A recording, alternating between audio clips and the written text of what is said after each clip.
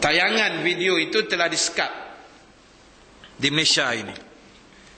Alhamdulillah lah. Telah disekat melalui laman-laman web, Google, YouTube dan sebagainya. Katanya telah disekat, tapi ada orang buka, keluar lagi. Tak tahu penapis dia tak apa nak kuat sangat. Filter dia kan, lepas, masih ditayangkan.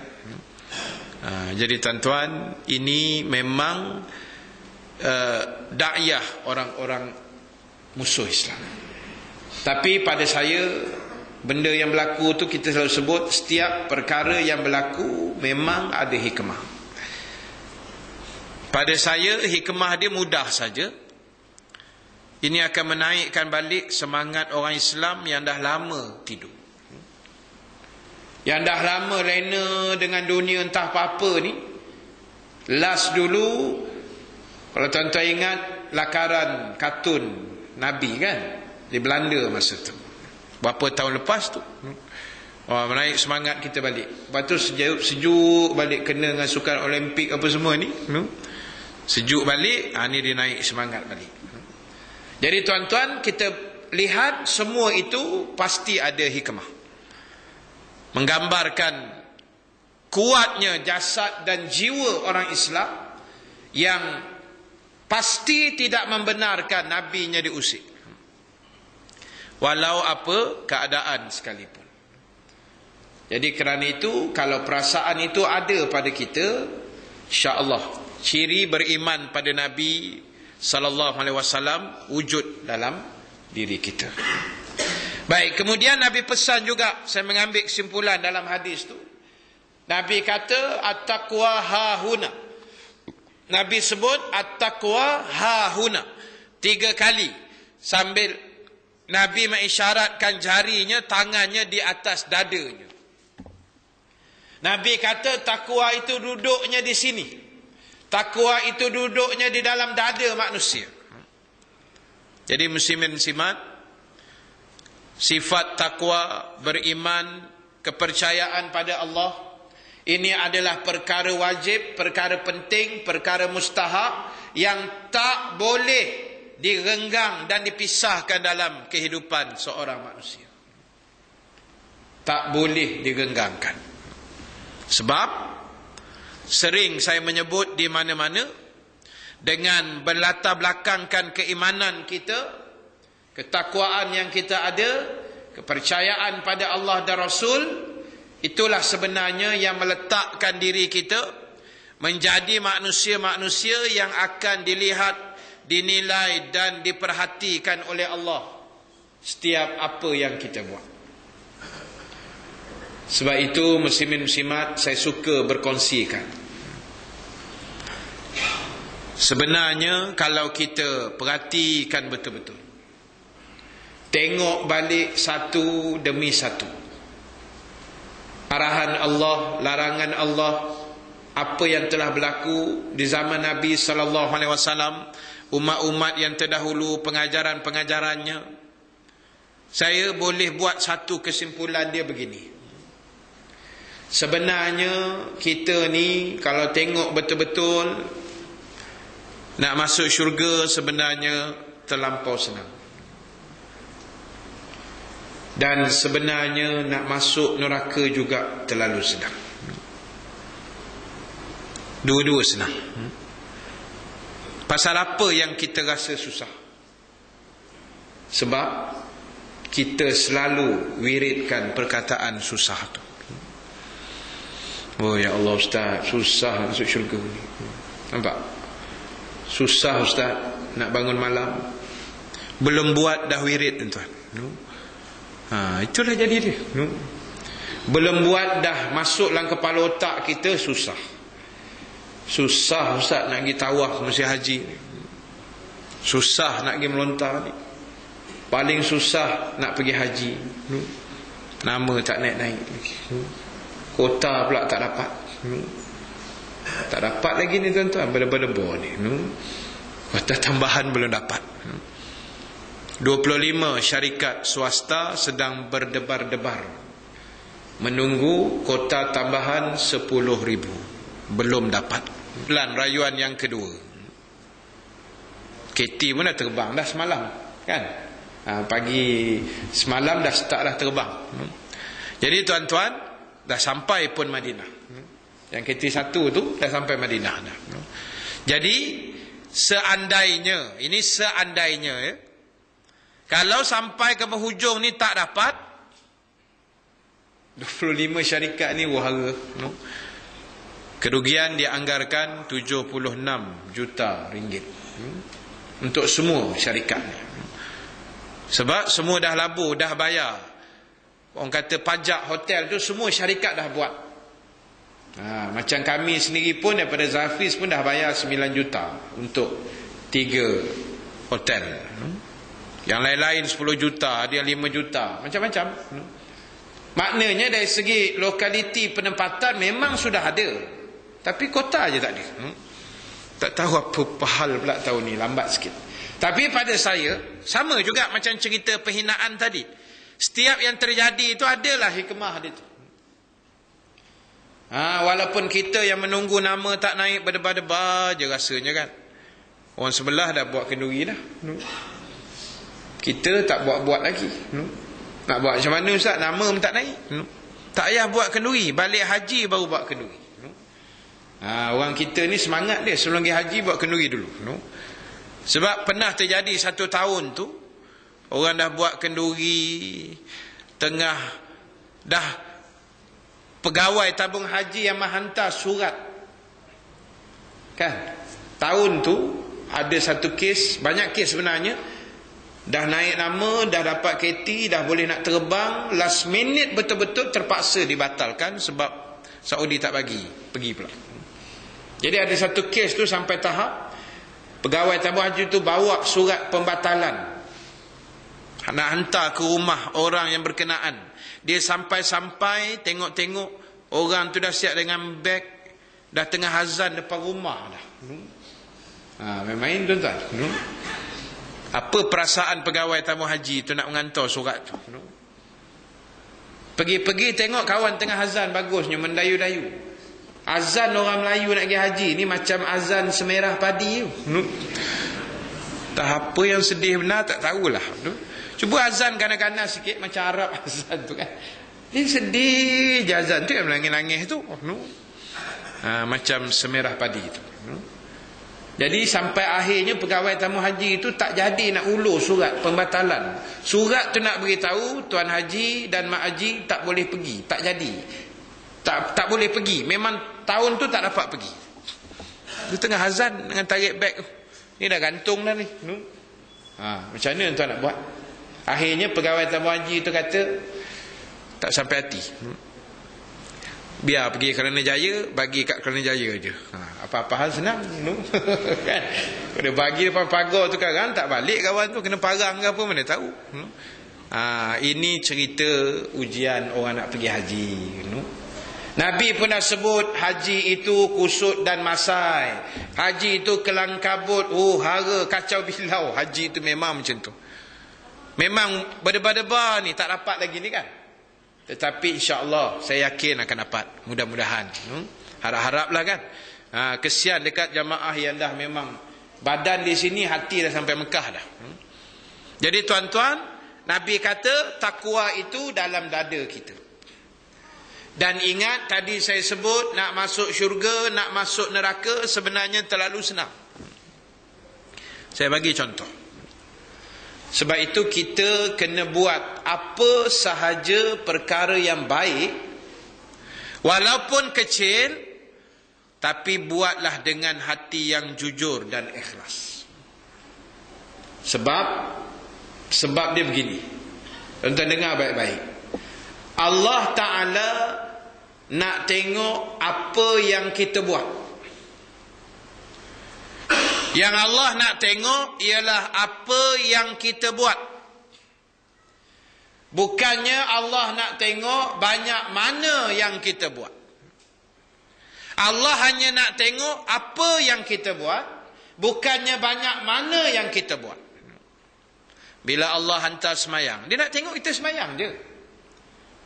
Banyak mana nak sayang sunat, itu nombor 2. Rajin buat, tak nak, sudah. Tapi Allah nak tengok kita semayang ke tidak, kita puasa Ramadan ke tidak, kita pergi haji ke tidak bila cukup syarat.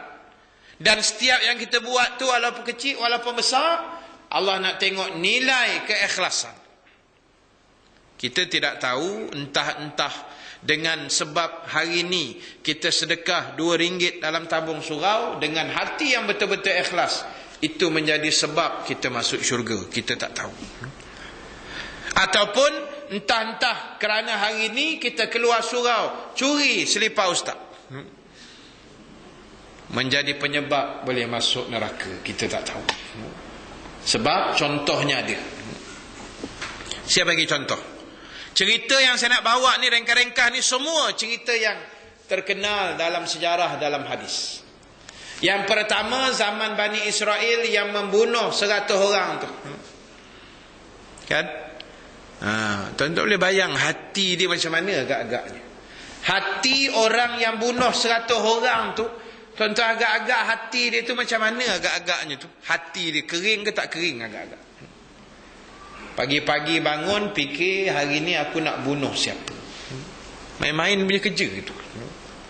Kita habis-habis hebat pun pagi-pagi bangun fikir, pagi ni aku nak makan apa. Boleh tahan lagi lah.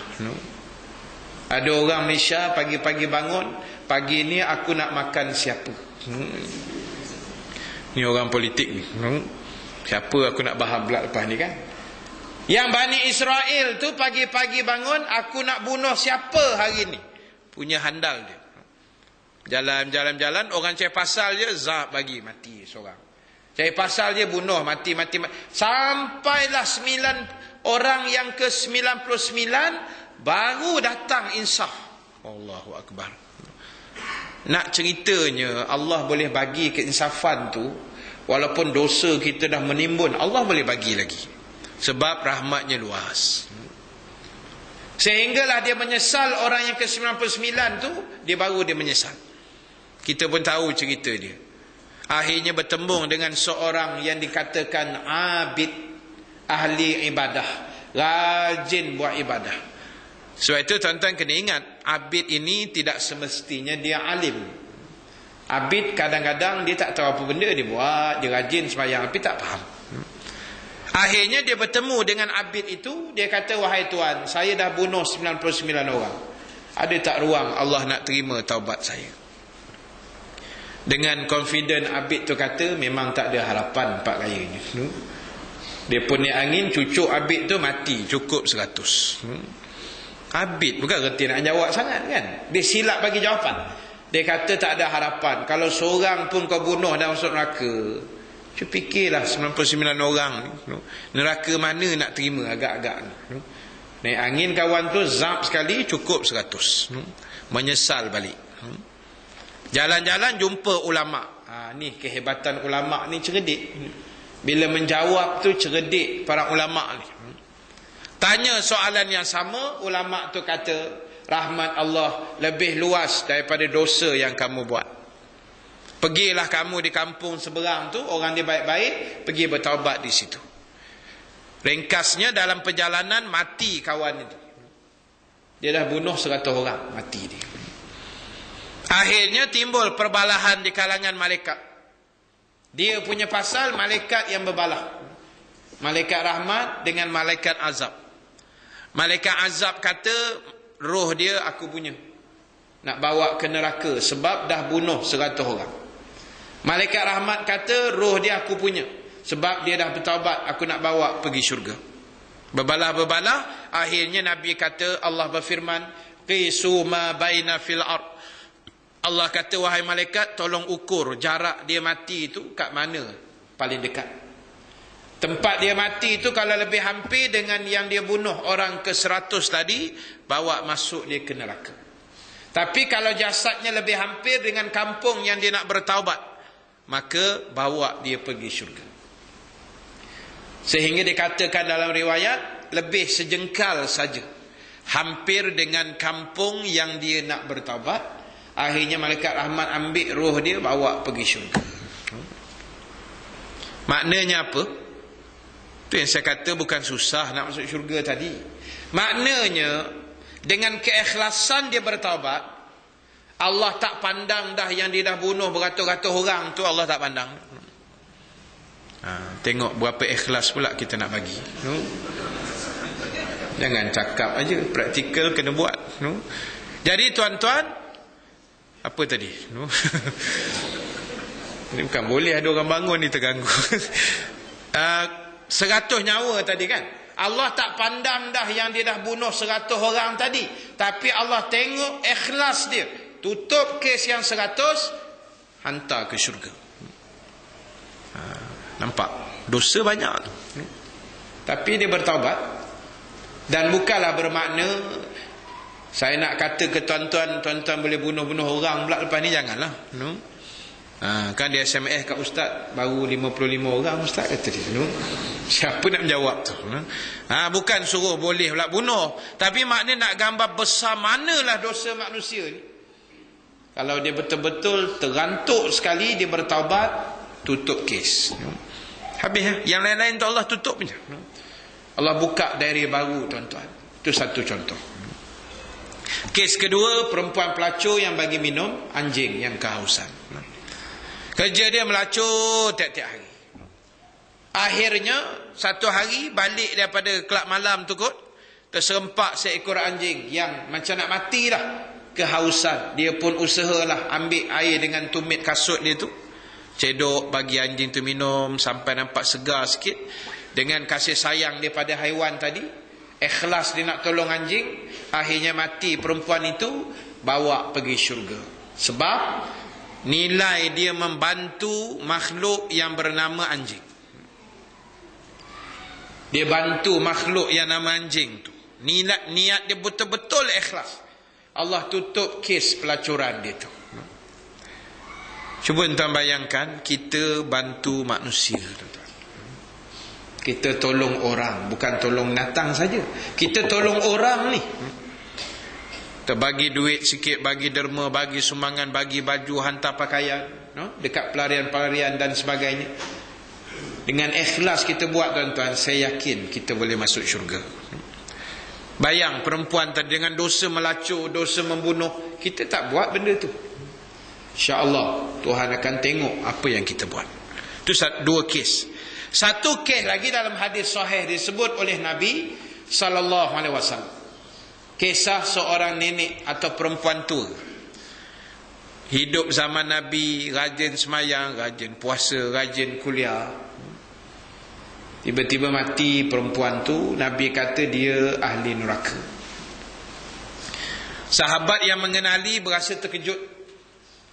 Wahai Rasulullah, bukankah dia rajin semayang, rajin dengan kuliah, rajin buat itu, buat baik, pasal apa kamu kata dia masuk neraka? Nabi kata sebab ada satu kes. Bukan banyak pun, satu kes je. Ada satu kes, kata Nabi, kerana perempuan ini PL-nya, perangainya, dia pernah bela kucing, kurung kucing, tak bagi makan, tak bagi minum, seksa kucing sampai mati. Itu saja. Allah tak tengok dah semayang, puasa, haji ke apa benda. Allah pandang jahat dia buat penganiayaan pada binatang tu, menjadi penyebab masuk neraka. Jadi tuan-tuan, ubah diri kita buat baik. Kalaulah tuan-tuan cakap dekat orang, kan, kita jumpa manusia, kita kata, Mat, Syekh, kena buat baik ni, kena buat baik banyak-banyak ni. Katalah ada orang jawab, dia kata, Ustaz, saya ni ya Allah susah nak buat baik, Ustaz. Kalau ada orang jawab macam tu, tuan nak jawab macam mana agak-agak? Dia kata dia susah nak buat baik. Kalau ada orang kata dia susah nak buat baik, tuan-tuan jawab macam ni je. Kalau awak rasa awak susah nak buat baik, jangan buat jahat. Mesti pening kepala dia. Iyalah, nak buat baik susah, jahat pula tak boleh buat. Macam mana cerita dia ni? Dengan dia meninggalkan kejahatan itu, itulah sebenarnya benda baik yang dia buat. Cakap kat dia gitu je. Kalau you susah sangat nak buat baik ni, you jangan buat jahat.